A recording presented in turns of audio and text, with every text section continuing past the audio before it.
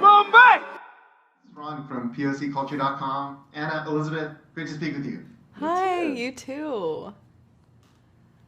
Because Afterparty is, of course, a murder mystery with like all the zany twists and turns, I first wanted to ask you both if you had to solve a personal murder mystery, hopefully no one you know personally, but you could call anyone in the world to help you solve that mystery, who would you call?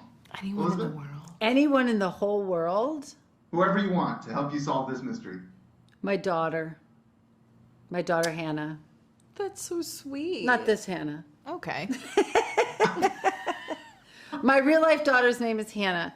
Her name is Hannah on the show. She's my daughter.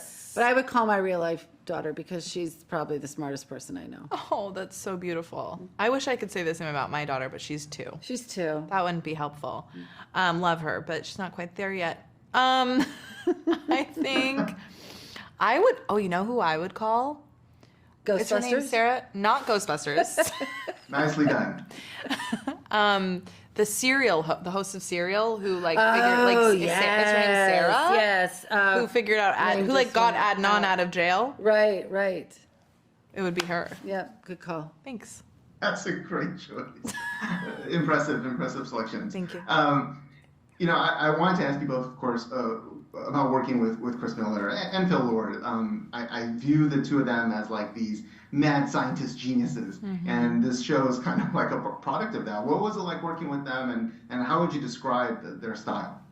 Well, they've known each other for so long that there's sort of like this like real easy communication between the two of them, and you don't even really see them working. They're both just sort of yeah, and you would think with as how prolific they are that they'd be a little more complicated, and they're not. They're both incredibly down to earth and very easy and supportive, and they just let you take the ball and run with it. I think they really trust their cast. I think they put a great deal of detail and thought into who they're going to cast, and then they just let you fly. And I think that shows that there's so much security in their creativity, you know, that they let you just So true. run with it. You Yeah, they're meticulous, but they don't let you see that. No. You know, you feel like you have just full autonomy, and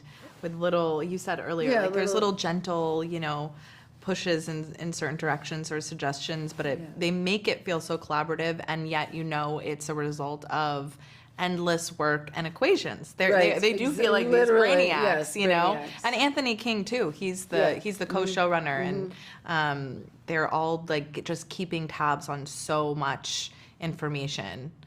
Yeah, that you don't have to. It's so funny. Right? Oh, I apologize. Please, go ahead. No, I was just saying they keep tabs on so much information so that you don't have to. You know, they always know exactly where you are in the story, and there's this real sense of security, like a safety net because of that. That's amazing. The use of like an equation and the safety net are similar words that I spoke with Poppy and Vivian, and they said it was like a math problem and a trust fall. Exactly. So it's funny to hear just that that all of you are on the same page with working with them, and that's great. Now the two of you, of course, play mother and daughter, and have great chemistry. It's so much fun. Did you all get to spend a lot of time together off camera to kind of build that relationship and familiarity? Oh, we were together all the time. we were together all the time. But when we first started filming together, we'd met on Zoom very briefly. Very briefly, yeah. For a table read and a HR meeting. Yep, and that was it.